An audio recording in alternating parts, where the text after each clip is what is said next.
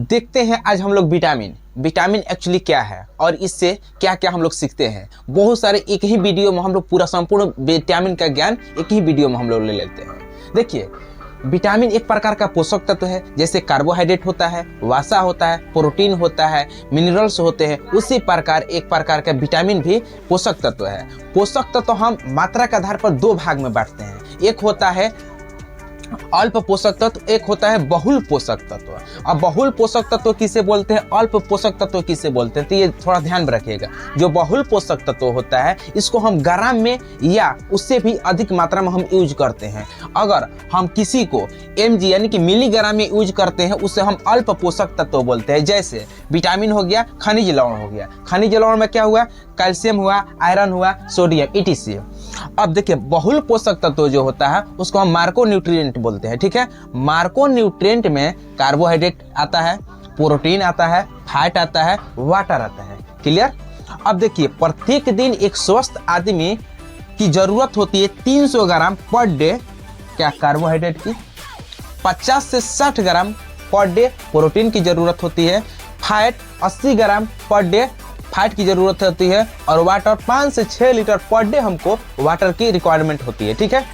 अब देखिए, जो बच्चा की बात बोलते हैं तो ये स्वस्थ आदमी के लिए हम बात किए हैं। ठीक है ना। अगर बच्चा को हो तो इसमें बच्चा का जो मात्रा होगी कम होगी। हम बच्चा के लिए नहीं बात कर रहे हैं, हम स्वस्थ आदमी के लिए बात कर रहे हैं। ये बात ध्यान में रखिएगा, नहीं तो कोई बोल देगा कि कोई बच्चा है, शिशु है, उसको हम 300 ग्राम पर डे कर देंगे, कार्बोहाइड्रेट देंगे, तो फिर क्या हो जाएगा, उसको बहुत मतलब कि पच नहीं पाएगा, पाचन क्रिया में उसको दिक्कत आने लगेगी। अब देखिए, हम देखते हैं विटामिन। जो विटामिन होता है, विटामिन के बारे में हमको संपूर्ण ज्ञान लेना है। तो देखिए, विटामिन जो होता है, विटामिन टोटल 13 होता है, यानी कि 13 गो विटामिन होता है। अब 13 गो विटामिन में देखते हैं कौन कौन होता है। Vitamin A, vitamin B1, vitamin B2, vitamin B3, vitamin B5, vitamin B6, vitamin B7, vitamin B9, vitamin B12। देखिए, जो B1 से लेकर B12 तक है, यानी कि 20 से जो भी बनता है विटामिन उसको हम बोलते हैं बी कॉम्प्लेक्स। यानी बी कॉम्प्लेक्स में कौन कौन आ जाएगा, B1 आ जाएगा, B2 आ जाएगा, B3, B5, B6, 7, 8, 12। ये जितना भी बी से बनता है ये बी कॉम्प्लेक्स इसको बोला जाता है। ठीक है।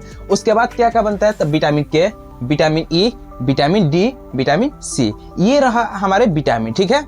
अब देखिए, जो विटामिन होता है वो दो प्रकार का बटा हुआ रहता है। एक फैट सोल्यूबल होता है, एक वाटर सोल्यूबल होता है। फैट सोल्यूबल में जैसे वसा में घुलनशील और ये का जल में घुलनशील। वाटर सोल्यूबल मतलब होता है जल में घुलनशील, और फैट सोल्यूबल मतलब होता है वसा में घुलनशील। वसा में घुलनशील कौन कौन होता है, तो देखिए, ई होगा, के होगा, ए होगा और डी होगा। ये क्या होगा, वसा में घुलनशील होगा। बाकी बी कॉम्प्लेक्स जितना है, बी कॉम्प्लेक्स इस सारा और ये सी जितना होगा ये जल में घुलनशील होता है। अब देखिए, बी कॉम्प्लेक्स और सी जो जल में घुलता है, अगर इसको हम अधिक मात्रा में यूज करते हैं तो एक्चुअली होता क्या है कि अधिक मात्रा में यूज करने पर हम जो शरीर की रिक्वायरमेंट होती है वो तो करेगा ही, और अधिक मात्रा में यूज कर लिए जो फालतू हुआ वो पानी के साथ घुल कर वो बाहर निकल जाएगा टॉयलेट के माध्यम या पेशाब के माध्यम। क्लियर। लेकिन यहाँ पर देखते हैं वसा में घुलनशील, यानी कि जो विटामिन वैसी विटामिन जो वसा में घुलती है वो अगर जरूरत से अधिक ले लेते हैं तो वो हमारे शरीर से बाहर नहीं निकल पाती है, वो वसा के साथ चिपक जाती है। और वसा जहाँ पर स्टोर होता है, यानी कहाँ स्टोर होता है, एक वसा ऊतक होता है जो स्किन के निचला परत में, वो इस निचला परत में पाया जाता है, जहाँ पर फालतू ए, डी, ई और के अधिक मात्रा में लेने पर वहां पर जाकर निचला परत में स्टोर होने लगता है। ये काफी समय तक स्टोर होने के बाद बीमारी के रूप में बदल जाता है। जैसे एग्जाम्पल के तौर पर बीपी हाई हो जाता है, कैंसर हो जाता है, पित्ताशय का रोग हो जाता है, हाई कोलेस्ट्रोल हो जाता है, इस प्रकार के रोग में कन्वर्ट हो जाता है। अब अगला हम जो भी देखेंगे अगला स्लाइड में देखते हैं। अब हम लोग एक करके विटामिन देखते हैं। विटामिन ए पहले देख लेते हैं। विटामिन ए, विटामिन ए का जो रासायनिक नाम होता है वो रेटिनॉल होता है। क्या होता है, रेटिनॉल। ध्यान पर रखिएगा, ये वैज्ञानिक नाम भी है और ये केमिकल नाम भी है, रासायनिक नाम भी है। ठीक है। और विटामिन ए का जो कार्य होता है वो इन्फेक्शन से, शरीर में होने वाले इन्फेक्शन से लड़ने में मतलब मजबूती देता है, यानी कि हेल्प करता है। विटामिन ए अगर कमी हो जाएगी तो इन्फेक्शन से, यानी बैक्टीरिया हो गया, वायरस हो गया, फंगस हो गया, ये सब से लड़ने में क्या होती है, कमी होती है। यानी कि हेल्प करने के लिए हमको क्या चाहिए, विटामिन ए की ज़रूरत होती है। बात समझ में आया? यानी किसी भी प्रकार की इन्फेक्शन हो, यानी फंगस का हो, कोरोना का हो और बैक्टीरिया का हो, तो उन सब से लड़ने के लिए हमको क्या चाहिए? Vitamin A. इसीलिए हम बोले इन्फेक्शन से लड़ने में सहायता करती है। आँख के लिए रोडोप्सिन की सहायता देती है। यानी देखिए, हम आँख जो भी हमारे आँख देती है, जिससे रात के समय में हमको आँख से देखना है, तो उस टाइम हमको देखने के लिए कौन मदद करता है? तो रेडोप्सिन मदद करता है। और रेडोप्सिन को कौन मदद करता है? तो विटामिन ए। अगर विटामिन ए को कमी होगी तो रेडोप्सिन आँख को अच्छा से काम करने नहीं देगा। बात समझ में आया? अब देखिए, हड्डी और मांसपेशी को स्ट्रॉन्ग मतलब कि मजबूती प्रोवाइड कराना, ये किसका काम है? विटामिन ए का काम है। और कैल्शियम की मात्रा को कंट्रोल करना है। जैसे मान लीजिए कहाँ पर कैल्शियम की मात्रा को ज़्यादा रखना है, कहाँ पर कम रखना है, ये सब मात्रा कौन कंट्रोल करता है? तो विटामिन ए। यानी कि उस प्रक्रिया में सहायता विटामिन ए करता है। अब देखिए, विटामिन ए से की वजह से कौन कौन से कमी होती है? बीमारी या रोग, या उसको हम बोलते हैं डिजीज। कौन कौन सी डिजीज होती है? तो रतौंधी होती है, आँख से पानी न आना, आँख सूखने लगना, ये सब क्या होती है? रोग होती है। ठीक है। और विटामिन ए किस किस घटक यानी किस किस स्रोत से हम ले सकते हैं? तो देखिए, पहला दूध से ले सकते हैं, अंडा से ले सकते हैं, पपीता से ले सकते हैं, आम से ले सकते हैं, साग से ले सकते हैं, टमाटर से ले सकते हैं, गाजर से ले सकते हैं और हरी सब्जी से भी ले सकते हैं। ठीक है। दूध, अंडा, पपीता, आम, साग, टमाटर, गाजर, हरी सब्जी, यानी ये सब क्या है? उसका घटक है। क्लियर? बात समझ में आया? चलिए हम अब देखते हैं विटामिन। अब देखिए, विटामिन हम लोग बी देखते हैं, यानी कि बी या B1। ठीक है। इनका रासायनिक जो नाम होता है या वैज्ञानिक का नाम होता है, वो होता है आपका थायमीन। क्या होता है? थायमीन। अब देखिए, थायमीन की वजह से यानी कि थायमीन की कमी से हमारे शरीर में क्या क्या होता है, यानी कि थायमीन जो होता है हमारे शरीर के लिए क्या क्या कार्य करता है। देखिए, कार्बोहाइड्रेट से ऊर्जा में कन्वर्ट करना, यानी कार्बोहाइड्रेट होता है उसको ऊर्जा में बदलना होता है, तो उसमें ये मदद करता है। प्रोटीन से एमिनो अम्ल में बदलता है, प्रोटीन जो है वो एमिनो अम्ल में बदलता है, उसमें भी मदद करता है। वसा ऊर्जा के रूप में बदलता है, यानी कि एनर्जी के रूप में बदलता है, उसमें भी ये क्या करता है? हेल्प करता है। उसके बाद तंत्रिका तंत्र और हृदय के कार्य में मदद करता है। मान लीजिए कि तंत्रिका तंत्र जो होता है, जो सूचना पहुंचाने वाला सिस्टम होता है, ब्रेन का जो सिस्टम चारों बॉडी हर बॉडी में फैला हुआ है, वो उसको क्या बोलते हैं? तंत्रिका तंत्र सिस्टम। उसको सूचना पहुंचाने में क्या करता है? ये हेल्प करता है और हृदय के काम करने में भी हेल्प करता है। अब हम लोग देख लेते हैं कि ये इसका बीमारी क्या होता है, मतलब कि इससे क्या क्या हो सकती है बीमारी। देखिए, पैरों में सूजन आना या झुनझुनी, यानी कि झिनझिनी जो पैर में होता है ना, इसके कमी से होती है। मांसपेशियों में दर्द, यानी कि मांसपेशी यानी बॉडी में मसल्स में जो भी दर्द होती है, इसकी वजह से होती है। मानसिक भ्रम, यानी कि हम लोग जो भी उल्टा पुल्टा सोच रखते हैं, ये क्या होता है? मानसिक भ्रम भी होती है। ठीक है, इसकी वजह से होती है। याददाश्त में कमी, किसी का याददाश्त तेज होता है, किसी की याददाश्त कमजोर होते हैं, यानी कुछ ऐसी बात होती है जो बार बार भूल जाता है, उसे हम बोलते हैं याददाश्त का कमजोर हो गया। ठीक है। उसके बाद चर्म रोग, देखिएगा शरीर में कहीं कहीं प्रोवाइड हो जाता है, यानी स्किन में कोई भी प्रॉब्लम हो, उसको हम चर्म रोग के ही नाम से जानते हैं। इसके जैसे फेस पर क्या होता है? छाला बन जाना, दिनाई हो जाना, खाज खोजली हो जाना, या वाइट कलर का हो जाना, उसको हम क्या बोलते हैं? चर्म रोग बोलते हैं। बेरी तंत्रिका तंत्र ठीक से काम नहीं करता है, यानी कि इसमें क्या होता है कि तंत्रिका तंत्र ठीक से काम नहीं होता। इसमें बताए भी कि मानसिक भ्रम, यानी कि जो भी होता है माइंड के, जो यहाँ पर पता है ना कि तंत्रिका तंत्र और हृदय का काम करने में हेल्प करता है। अगर ये नहीं रहेगा तो तंत्रिका तंत्र ठीक से काम नहीं करता है। चलिए ये देख लेते हैं कि किस किस घटक से, यानी कि इसका क्या क्या स्रोत है।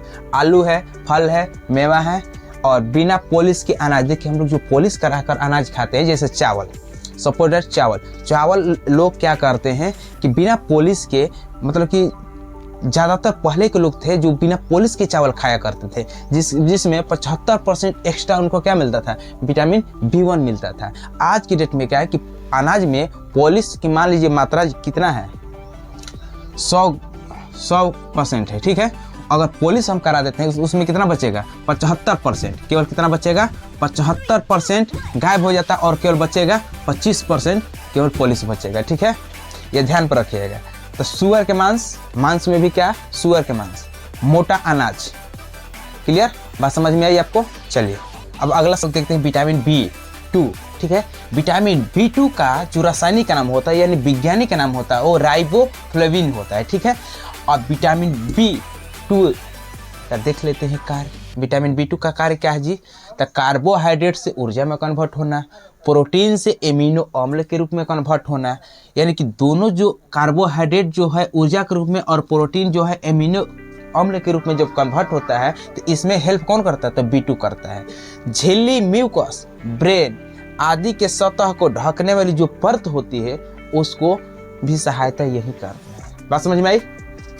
अब देखिए इसका बीमारी क्या क्या है? तो मुंह और ओठ का फटना या छाला बनना और जीभ का सूजना, ये विटामिन B2 के कमी की वजह से होता है, ठीक है। अब विटामिन B2 जो है ये किस किस घटक से लिया जाता है? तो देख लीजिए घटक या स्रोत दूध है, पनीर है, लीवर है, लीवर यानी कि फैटी जो होता है वे, और मांस, मछली, अंडे, मोटा अनाज etc, ये सब हो गया। अब देखिए अब हम लोग पढ़ेंगे क्या रासायनिक का नाम होता है? पैथोनिक, ठीक है। इसका कार्य क्या होता है?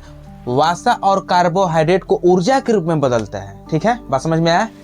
बाल और आंख और लीवर तीनों को मजबूती प्रदान करता है, यानी कि बाल स्ट्रॉन्ग करता है, मतलब उसमें थोड़ा सा झड़ने से रोकता है।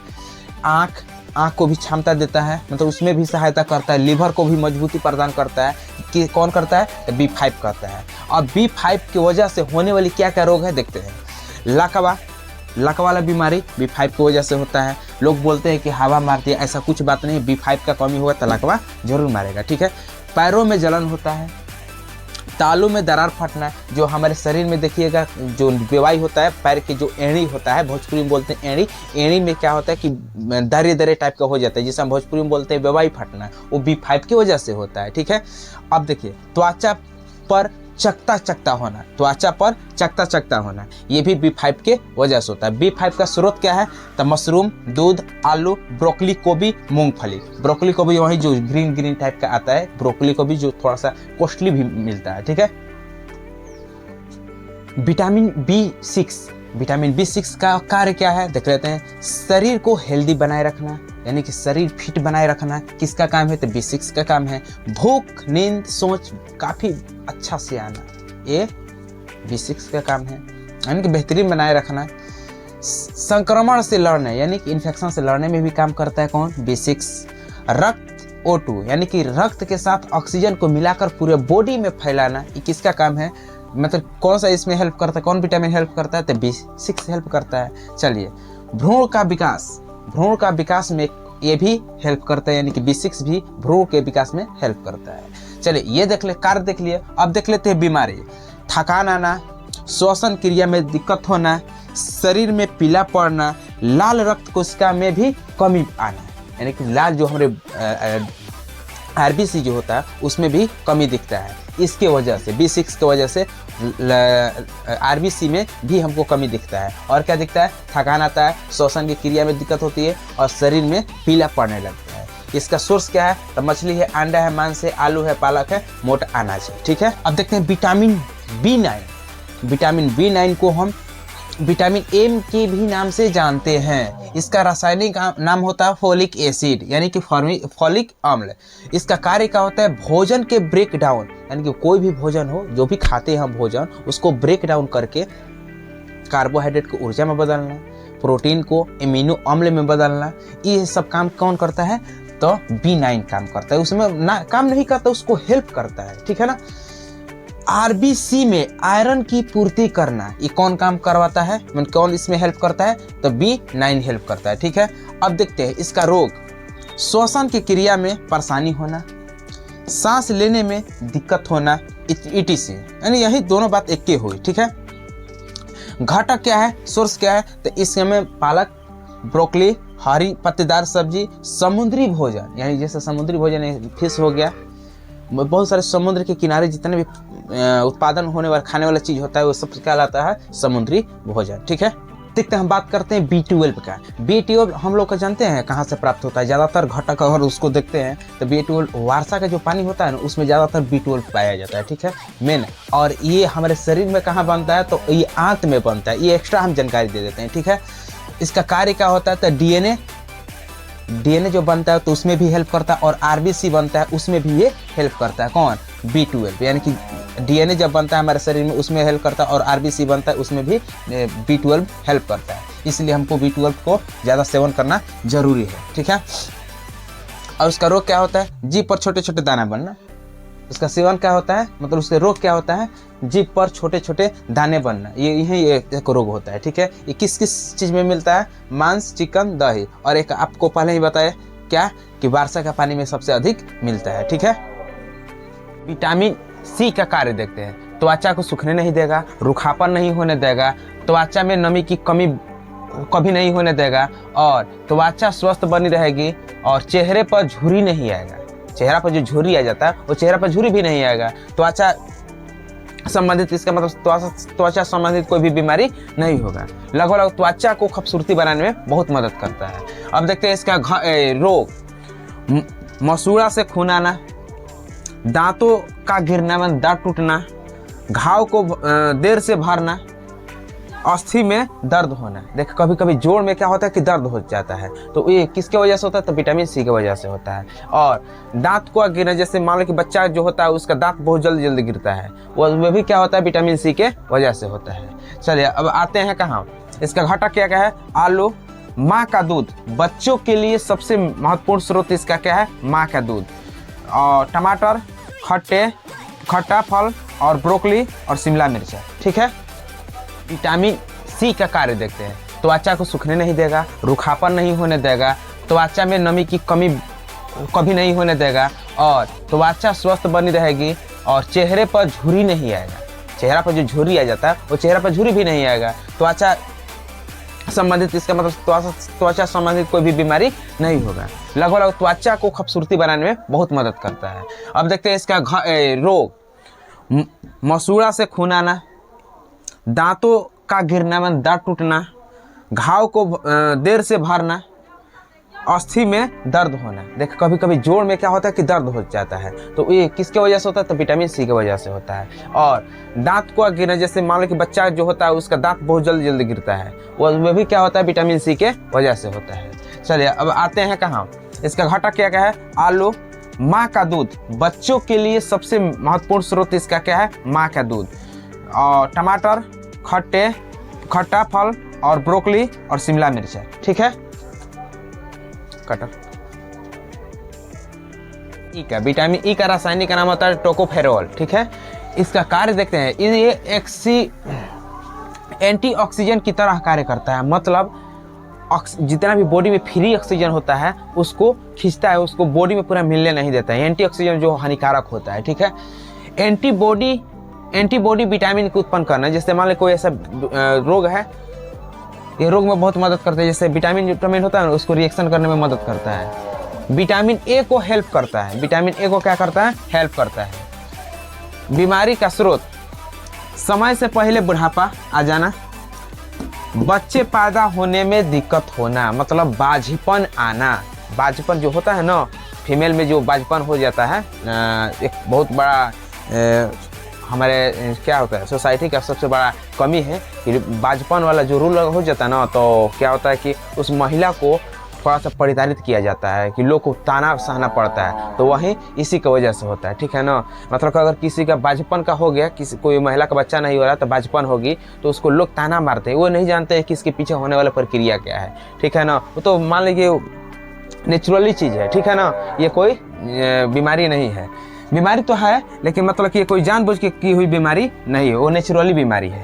हरी सब्जी, बादाम, मूंगफली, सोयाबीन, इसका क्या है? विटामिन के का। देखिए विटामिन के का कार्य क्या होता है? रक्त का थाका जमाना। जैसे मान लीजिए कोई हमारे बॉडी का कोई हिस्सा कट गया है, जो ब्लडिंग होता है, तो ब्लडिंग होने के दौरान और ब्लड अगर विटामिन के का कमी रहेगा तो आपका ब्लड जमेगा ही नहीं, तो उस टाइम पर जो ब्लड जमता है वो विटामिन के अवेलेबिलिटी मतलब की उपस्थिति में जमता है, ठीक है ना। इसका रोग क्या होता है? तो यही रोग होता है, और शरीर से कटा हुआ भाग से अगर ब्लड निकल रहा है तो निकलते ही रहेगा, बंदे नहीं होगा, तो मतलब ब्लड जमेगा ही नहीं, तो नुकसान है। तो यही एक प्रकार का रोग है। ये किस प्रकार में पाया जाता है? हरी पत्तेदार सब्जियां में, अंडे में, टमाटर में, और बहुत सारे भोजन में पाया जा सकता है। एक्चुअली इसमें मेन पाया जाता है, ठीक है। हाँ, इस प्रकार की वीडियो, एक टॉपिक पर संपूर्ण वीडियो इसी चैनल पर आता रहेगा। विटामिन डी को और भाग होता है, जैसे D2 होता है, D3 होता है और डी साइन भी होता है, ठीक है ना। इसमें अलग से भाग होता है, इसको हम अलग में देख लेते हैं, ठीक है।